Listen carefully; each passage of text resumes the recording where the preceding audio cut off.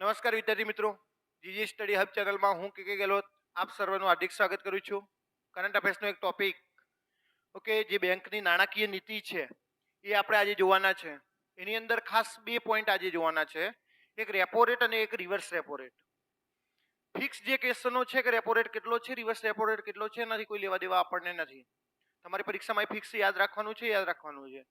પણ repo rate વધવાથી, repo rate ઘટવાથી, અથવા તો રેપો રેટના અને ફુગાવાને, અથવા તો વિકાસ દરને, જીડીપીને શું લેવા દેવા છે, એની તમામની ચર્ચા આજે આપણે કરવાની છે. સ્ટાર્ટ કરીએ આપણા લેક્ચરને. જો રેપો રેટ અને રિવર્સ રેપો રેટનો મિનિંગ શું છે, મતલબ શું છે, તો દરેક વિદ્યાર્થી ધ્યાન રાખો. મેં છે ને એક પોસ્ટર બતાવ્યું છે કે આરબીઆઈ છે ને બેંકને રૂપિયા આપે ને તો એને રેપો રેટ કહેવાય.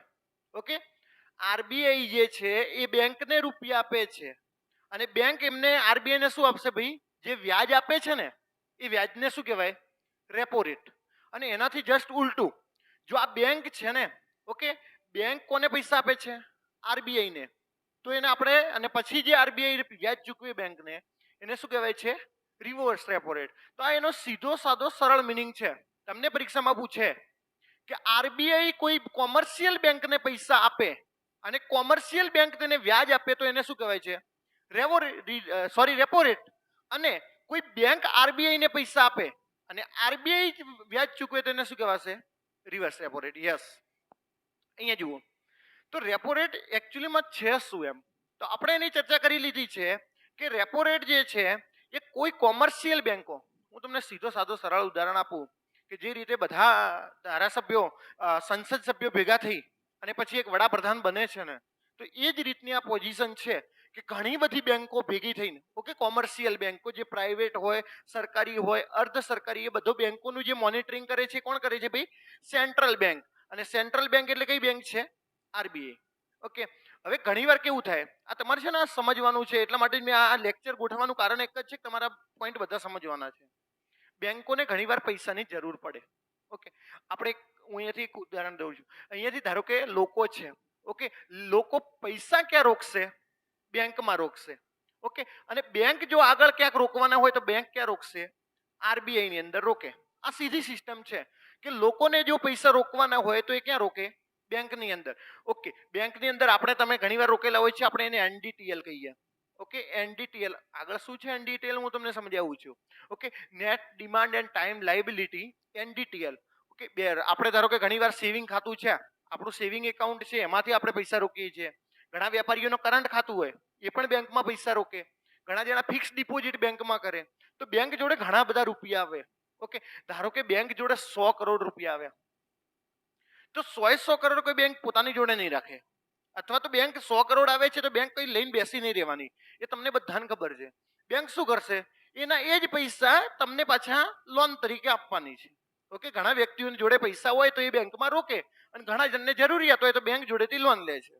હવે બેંકની એક સિસ્ટમ છે કે નિયમ છે કે બેંકે છે ને CRR, કેશ રિઝર્વ રેશિયો, અને આરબીઆઈમાં રાખવો પડે. ઓકે, બેંકે ધારો કે આ 100 કરોડના રૂપિયા જોડે બેંક જોડે છે તો બેંક પૂરેપૂરા રૂપિયા લોનમાં આપશે નહીં. બેંકે અમુક રૂપિયા આરબીઆઈ જોડે જમા રાખવા પડે. ઓકે, એટલે CRR ને કહીએ છીએ, એને કેશ રિઝર્વ રેશિયો. ધારો કે 4% છે તો 4 કરોડ રૂપિયા તો બેંકે આરબીઆઈમાં રાખી જ દેવા પડે. એમાં પછી એ 4 કરોડને હલાવવાના નહીં. અને બીજો નિયમ એક એવો છે, અત્યારે હું રેપો રેટ ને રિવર્સ રેપો રેટ સમજાવું છું, પણ બંને વસ્તુ અંદર આવી છે, હું તમને સમજાવી દઉં. Okay, cache reserve. એક બીજું છે ને એસએલઆર છે, સ્ટેટ્યુટરી લિક્વિડિટી રેશિયો. તો એસએલઆર શું છે, તમને પરીક્ષામાં પૂછે કે એસએલઆર શું છે, તો બેંકોએ પોતાની જે મૂડી છે ને, NDTL, okay, net demand and time liability, એ જે એના જોડે રૂપિયા છે એના અમુક રૂપિયા બેંકે પોતાની જોડે હર હંમેશ માટે રાખવાના. એ ક્યારેય કોઈને લોન તરીકે આપવાના નહીં. તો બેંકે પોતાની જોડે જે રૂપિયા રાખવાના છે ને એને શું કહેવાય, એસએલઆર કહેવાય.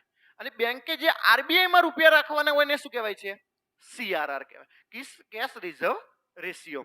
ચલો આગળ જો રેપો રેટ શું છે દરેક વિદ્યાર્થીને સમજાઈ જવું જોઈએ. ઓકે, કે બેંકો જે આરબીઆઈ જોડેથી પૈસા લે, ઓકે, બેંકો આરબીઆઈ જોડેથી પૈસા લે અને પછી જે વ્યાજ ચૂકવે એને શું કહેવાય છે, રેપો રેટ.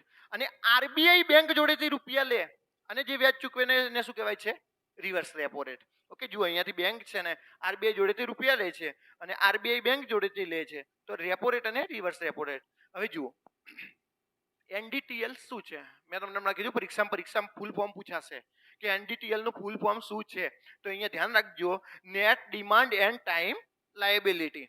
ઓકે, અને મેં તમને હમણાં કીધું કે આ net demand and time liability શું છે, તો કે જો ફિક્સ ડિપોઝિટ હોય, અમુક વસ્તુ રૂપિયા ફિક્સ હોય, ધારો કે આપણી જોડે આપણે ઘણીવાર 500 રૂપિયા બેંકમાં ફિક્સ મૂકીએ તો 2 વર્ષ 3 વર્ષ માટે મૂકીએ. ઓકે, અમુક ઘણીવાર આવી રીતે તમે ટાઈમ પૂરતા મૂકી શકો છો, અને ઘણીવાર શું કરીએ આપણે સેવિંગ એકાઉન્ટમાં પૈસા પડ્યા હોય આપણા પૈસા, તો આપણે હમણાં જઈને એટીએમ માંથી ઉપાડી લઈએ. તો બેંકે આ બધી બાબતનું ધ્યાન રાખવાનું છે. તો એનડીટીએલ શું છે તમને ખ્યાલ આવી જવો જોઈએ. Fix deposit, recurring deposit, okay, saving account અને કરંટ એકાઉન્ટની અંદર જે પણ પૈસા પડ્યા છે એને શું કહેવાય છે, બેંકની એનડીટીએલ કહેવાય છે. ફુગાવો અને મોંઘવારી શું છે, આ રેપો રેટ ને ફુગાવાને આ બધું શું, હું એકચ્યુઅલી તમને સમજાવું, દરેક વિદ્યાર્થીને આ બધું છે ને પોતાના મગજમાં સમજાય નહીં કે સર આ ફુગાવો એટલે શું. હું તમને સીધી સરળ ઉદાહરણ આપું. આપણે પેલી 2 રૂપિયા વાળી સાઇનો સોફ્ટ લાવતા પેન, ઓકે, 2 રૂપિયા વાળી, પણ આપણી જોડે એટલા બધા રૂપિયા આવી જાય એટલે આપણે શું કરીએ ખબર, આખું બોક્સનું બોક્સ ખરીદીએ કે 2 રૂપિયાને આખો દિવસ શું લાવવાની, આખું બોક્સ જ લઈ દઈએ. એટલે પેલા સાઇનો સોફ્ટ વાળા કંપની વાળાને શું થાય ખબર છે કે બજારમાં આપણી પેન તો જોરદાર વેચાય છે, ઓકે, ખરેખર વેચાતી નથી, પણ આપણે શું કરી, આપણા જોડે પૈસા હતા એટલે આપણે બોક્સના બોક્સ લાવ્યા. એટલે સાઇનો સોફ્ટ વાળો 2 રૂપિયાની જે પેન હતી એ પેનના 4 રૂપિયા કરી લેશે. ઓકે, ખરેખર પેનના રૂપિયા તો 2 જ હતા, પણ પેલી ડિમાન્ડ એકદમ વધીને એટલે એને શું કરી દીધા, એના 4 રૂપિયા કરી દીધા. આ જે 2 રૂપિયા વધી ગયા છે ને એને આપણે ફુગાવો કહીએ. એમ ખરેખર પેનની 2 રૂપિયા જ કિંમત હતી, પણ લોકો જોડે એટલા બધા રૂપિયા આવી ગયા ને કે લોકો 2 રૂપિયા વાળી પેનની વધારે કિંમત ખરીદી લેતા હતા, એટલે એને 4 રૂપિયા કરી દીધા. એકચ્યુઅલીમાં એની કિંમત હતી 2 રૂપિયા. તો આ સિમ્પલ ઉદાહરણ છે કે આને આપણે ફુગાવો કહીએ. ઓકે, એકચ્યુઅલીમાં એની કિંમત એટલી બધી હતી નહીં. તો તમને એમ થવું જોઈએ કે સાહેબ આ લોકો જોડે રૂપિયા કેવી રીતે આવ્યા. ઓકે, તો લોકો શું કરશે ખબર છે, અહીંયાથી બેંક જોડેથી લોન લેશે. ઓકે, લોકોને આપણે બેંક વાળા સસ્તી લોન આપે કે ભાઈ અમે છે ને તમને 8% લોન આપીએ છીએ, એટલે લોકો તો કે હાઓ આપણે તો કે લાવો ને એક કાર લઈ દઈએ, એક બાઇક લઈ દઈએ. ઓકે, અને રૂપિયા થઈ જાય પછી તો શું પાછું જોવાનું, 2 રૂપિયાની સાઇને સોફ્ટ 4 રૂપિયામાં આવે તો કોઈ ફરક પડતો નથી. એટલે બેંકો વાળા એમને રૂપિયામાં ઓછા દરે લોન આપતા હતા એટલે લોકો જોડે રૂપિયા આવી ગયા. હવે બેંકને થયું સારું બજારમાં રૂપિયા વધી ગયા છે, એને મની સપ્લાય કહેવાય. પરીક્ષાની અંદર પ્રશ્ન પૂછાય કે રેપો રેટ વધે તો શું થાય, તો કે મની સપ્લાય ઘટી જાય, માર્કેટમાં રૂપિયા ઘટી જાય. તો આ તમારે ધ્યાન રાખવાનું. તમારે જો બેંક વાળા લોન આપતા હતા એટલે આરબીઆઈ ને ખબર પડી કે બજારમાં રૂપિયા ખૂબ ફરે છે, અને રૂપિયા ફરવાના કારણે લોકો જે વસ્તુની કિંમત ઓછી છે એની કિંમત લોકોએ વધારી દીધી છે. એટલે આરબીઆઈ વાળો શું કરશે ખ્યાલ છે, આરબીઆઈ વાળો એમ કહેશે કે ભાઈ રેપો રેટ છે ને, રેપો રેટ વધી ગયો, રેપો રેટ વધારી દીધો એટલે બેંક વાળાને લોન પડી મોંઘી. ઓકે, બેંક વાળાએ તો વધારે વ્યાજ આપવું પડે ને આરબીઆઈ ને. ઓકે, રેપો રેટ વધારી દીધું એટલે બેંક વાળા આરબીઆઈ ને વધારે વ્યાજ આપવું પડે. તો બેંક વાળા તમને થોડે સસ્તું આપવાના છે, બેંક વાળા તમને મોંઘું આપશે, અને તમને મોંઘું આપશે એટલે તમે શું કરશો, આપણે લોન લેવી નથી, અને તમે લોન નહીં લો તો ઓટોમેટિકલી તમારી જોડે રૂપિયા ઓછા થઈ જવાના, અને તમારી જોડે રૂપિયા ઓછા થાય એટલે તમે શું કરશો, પાછી એક પેન લાવવાનું ચાલુ કરો કે આપણે આખું બોક્સ નથી લાવવું, એક પેન લઈએ એમ ભાઈ. હા, એટલે ઓટોમેટિકલી એનો છે ને દર ધીમો થઈ જશે. દરેક વિદ્યાર્થીને આ ખાલી સિસ્ટમ સમજાવવી જોઈએ. ઓકે, મારે તમને આજે જે સમજાવવાનું એને સિસ્ટમ જ સમજાવવાની છે. એટલે હવે જુઓ શું થયું, તો કે સાહેબ રેપો રેટ વધી ગયો ને, રેપો રેટ વધી ગયો ને તો અહીંયાથી છે ને બજારની અંદર મની સપ્લાય ઘટી ગયો. રેપો રેટ વધવાથી નાણાંની તરલતા ઘટી, આવો પ્રશ્ન પરીક્ષામાં પૂછાયો. ઓકે, પરીક્ષાની અંદર પ્રશ્ન શું પૂછ્યો કે રેપો રેટ વધવાથી શું થાય, તો કે બજારમાં નાણાંની તરલતા, ઓકે, લિક્વિડિટી ઘટે. અને લિક્વિડિટી ઘટે એટલે શું, તો કે લોકો જોડે સાહેબ ઓછા રૂપિયા ફરે, અને લોકો જોડે ઓછા રૂપિયા ફરે ને તો ઓટોમેટિકલી બધી મોંઘવારી કંટ્રોલમાં આવી જાય. ઓકે, આ એના જોડે એક ટૂલ્સ છે. ટૂલ્સ એટલે એક વસ્તુ છે આરબીઆઈ જોડે જે રેપો રેટ ઘટાડે વધારે એનાથી બજારની અંદર એ માર્કેટમાં જાળવી રાખે છે ભાઈ, એટલે કે એ વિકાસ કરે છે. અહીંયા જુઓ શા માટે રેપો રેટને વધારવામાં કે ઘટાડવામાં આવે છે, તો કે બજારમાં નાણાંની તરલતા વધી જાય. ઓકે, હવે હું તમને પ્રશ્ન પૂછું કે બજારમાં રૂપિયા વધી જાય તો રેપો રેટને વધારવો પડે ઘટાડવો પડે, વધારવો પડે. રેપો રેટ વધે તો બજારમાં નાણાંની તરલતા ઘટવાની છે ઓટોમેટિક. ખ્યાલ આવી ગયો ને બધાને, બજારની અંદર નાણાંની તરલતા ઘટાડવા માટે રેપો રેટને વધારવો પડે, અને તરલતા બજારમાં રૂપિયા ઠાલવવા હોય તો શું કરવું પડે? તો કે સાહેબ રેપો રેટ ઘટાડવો પડે. દરેક વિદ્યાર્થીને આ વાત સમજાય કે ભાઈ? ઓકે. હવે જુઓ, રેપો રેટ વધારવા ને ઘટાડવા શા માટે? તો કે મોંઘવારી કંટ્રોલમાં લાવવા માટે. અહીંયા જુઓ, સોરી, અહીંયા જુઓ, રેપો રેટ વધવાથી ઘટવાથી લોકો ઉપર શું અસર પડે? તો અહીંયા મેં તમને હમણાં જ વાત કરી ને કે રેપો રેટ છે, રેપો રેટ વધી ગયો, રેપો રેટ વધી ગયો છે, તો લોકો જોડે રૂપિયા શું કરવાના છે? ઘટવાના છે. ઓકે. અને લોકો જોડે રૂપિયા ઘટે છે, આનો મતલબ બજારની અંદર જે મંદી, એટલે મંદી ના કહી શકાય, પણ જે એકચ્યુઅલી ની અંદર ભાવ છે ને એ પાછા આવી જશે, એટલે ફુગાવો ઘટવાનો છે. જો લોકો ઉપર શું અસર પડે છે? અહીંયાથી રેપો રેટ વધે કે ઘટે, અને આ બેંક જોડેથી રૂપિયા લાવે છે. લોકો જોડે રૂપિયા ક્યાંથી આવે છે? તો લોકો બેંક જોડેથી લોન લે છે. હમણાં તમે એક છાપામાં વાંચ્યું હશે તાજેતરમાં, રેપો રેટમાં કેટલા પોઈન્ટનો વધારો થયો છે? 0.35 પૈસાનો વધારો થયો છે. ઓકે. રેપો રેટમાં આટલો વધારો થયો ને, રેપો રેટ વધ્યું ને તો એવી હેડલાઇન એવી આવી કે હવે લોન મોંઘી થશે, કાર લોન મોંઘી થશે, હોમ લોન મોંઘી થશે. આનો મતલબ રેપો રેટ વધે છે એટલે લોનો બધી મોંઘી થાય, અને લોન બધી મોંઘી થાય એટલે લોકો લોન લે નહીં, અને લોકો લોન ના લે, આનો મતલબ બજારમાં રૂપિયા ઘટે, અને રૂપિયા ઘટે તો ઓટોમેટિકલી મોંઘવારી કંટ્રોલમાં આવે. આ સિસ્ટમ સમજાવવા જ મેં તમને આજે આ લેક્ચર લીધું છે. ઓકે. જુઓ, હવે છાપાની આપણે એક રિવર્સ રેપો રેટનો સીધો પોઈન્ટ છે, એ રિવર્સ રેપો રેટનો સમજી લઈએ કે રિવર્સ RRR કહીએ. હા ભાઈ, રિવર્સ રેપો રેટ. એક હું તમને એ કહેવાનો ભૂલી ગયો છું કે રેપો રેટ અને રિવર્સ રેપો રેટ, ધારો કે અહીંયા રેપો રેટ છે, તો અહીંયા બેંક જે છે એ બેંક કોના જોડેથી રૂપિયા લેશે ભાઈ? આરબીઆઈ જોડેથી. ઓકે. આરબીઆઈ વાળા રૂપિયા તો આપી દીધા બેંકને. શું આપી દીધા? રૂપિયા. તો કઈ થોડીક કઈ આરબીઆઈ આમને આમ રૂપિયા આપી દેશે બેંકને? બેંક વાળા જોડેથી કંઈક તો માંગશે ને ભાઈ, તમે સિક્યુરિટી આપો. ઓકે. સિક્યુરિટી કંઈક તો આપવી પડે ને. તો દરેક વિદ્યાર્થી ધ્યાન રાખજો, જે ગવર્મેન્ટના પેપર્સ છે, ઓકે, જેને આપણે સિક્યુરિટી કહીએ છીએ, ગવર્મેન્ટ પેપર. ઓકે. તો અમુક સિક્યુરિટી રૂપિયા આપવા પડે, બેંકે આરબીઆઈ જોડે કંઈક તો મૂકવું પડે આવી રીતે ગવર્મેન્ટ સિક્યુરિટી. ઓકે. તો અને ત્યારે જઈને આરબીઆઈ એમને બેંકોને લોન આપશે. તમને એમ કે સાહેબ આ કેટલા દિવસ પૂરતું આપે એમ? તો જુઓ, રેપો રેટ એક દિવસનો પણ હોઈ શકે. ઓકે. એક દિવસ પૂરતા પણ બેંક જોડે આરબીઆઈ જોડેથી પૈસા લઈ શકે, અને વધુમાં વધુ કેટલા દિવસ માટે લઈ શકે? તો વધુમાં વધુ 7 દિવસ માટે લઈ શકે છે. ઓકે. 7 દિવસમાં રિટર્ન એમને કરી લેવા પડે. તો તમારે આ પણ એક વાત ધ્યાન રાખવાનું છે. વાત કરીએ રિવર્સ રેપો રેટની, તો ઘણીવાર આરબીઆઈ શું કરે? જો, રિવર્સ રેપો રેટ, આપણે રેપો રેટ સમજી ગયા છે. હવે રિવર્સ રેપો રેટ, વાત તો બધીની આ જ આવવાની છે, બેંક અને કોણ? આરબીઆઈ. હવે આરબીઆઈ વાળા શું કરશે? આરબીઆઈ વાળાને એમ કે બેંકો જોડેથી મારે પૈસા લેવા છે. તમને એમ કે સાહેબ આ આરબીઆઈ તો બેંકોની બાપ છે, તો એમને શું પૈસાની જરૂર પડે?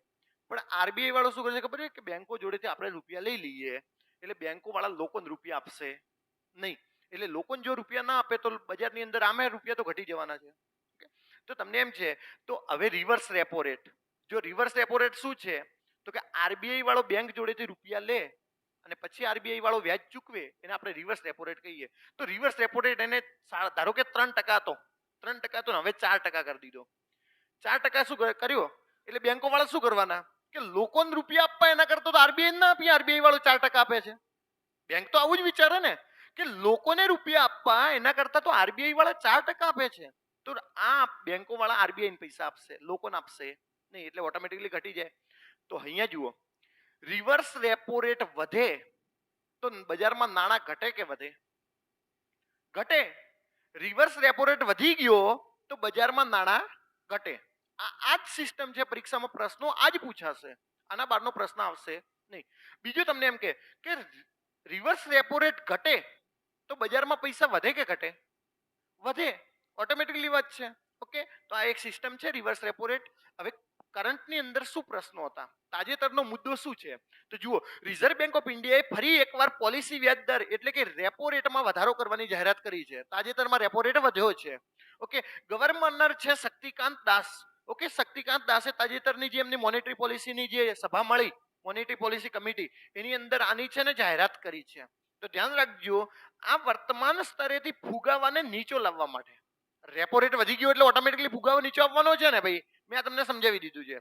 ઓકે, ફુગાવો નીચે લાવવા માટે આવો નિર્ણય કર્યો છે. પ્રશ્ન પૂછાય પરીક્ષામાં, તમારી 8 તારીખે તરીકે પરીક્ષા લેવાઈ જાય અને પ્રશ્ન પૂછાય એમાં કે રેપો રેટ કેટલા પોઈન્ટ વધ્યો છે, તો 0.35 બેઝિસ વધ્યા છે. તો પહેલા કેટલું હતું ભાઈ? પહેલા હતું 5.90 પહેલા. હવે વધી ગયો છે તો કેટલો થઈ ગયો ભાઈ? 6.25. ધ્યાન રાખજો, પહેલા કેટલું હતું? 5.90. 35 પોઈન્ટ વધ્યા એટલે હવે કેટલો થઈ ગયો છે? 6.25. ઓકે, આના કારણે વર્તમાન રેપો રેટ 5.90 થી વધીને 6.25 થયું છે. જુઓ, મે 2022 પછી સતત પાંચમી વખત આરબીઆઈ રેપો રેટમાં 0.35% વધારો કર્યો છે. ઓકે, રેપો રેટ દર કોને કહેવાય છે તો મેં તમને સમજાવી દીધું. આરબીઆઈ અનુસૂચિત એટલે કે કોમર્શિયલ બેંકોને ટૂંકા ગાળા માટે લોન આપે એના જોડે જે રૂપિયા લે છે ને શું કહીએ છીએ? Repo rate. અને આરબીઆઈ ચાલુ કે નાણાકીય વર્ષ માટે તેના વિકાસ અનુમાન. ઓકે, આરબીઆઈ તમને પ્રશ્ન પૂછાય કે આરબીઆઈ જીડીપી એટલે કે વિકાસ દર કેટલો રાખવાની જાહેરાત કરી છે, તો 60% થી ઘટાડીને કેટલું કર્યું છે ભાઈ? 6.8%. આ પણ પ્રશ્ન એક અગત્યનો છે. અને રિટેલ ફુગાવાના અનુમાન છે 6.60% પર જાળવીને. જે અત્યારે ફુગાવાનો દર છે એ 6.60% છે, આરબીઆઈ જાળવી રાખવાના છે. તો મેં તમને ખાલી આજે રેપો રેટ ને રિવર્સ રેપો રેટ શું છે ને એ જ સમજાવ્યું છે. હજી તો ઘણું CRR cache reserve ratio, bank rate છે, એમએસએફ છે, ઘણી બધી અંદર રેટ છે એ આપણે તમને બીજા લેક્ચરની અંદર સમજાવશું. જુઓ, રેપો રેટ અને રિવર્સ રેપો રેટના અગત્યના પ્રશ્નો છે ને એની ચર્ચા કરી છે. તમારે ગોખવાની વાત નથી. તમે આજે જઈને ગોખતા નહીં. તમે જે મેં સમજાવ્યું છે ને સમજવાની કોશિશ કરજો. Thank you very much.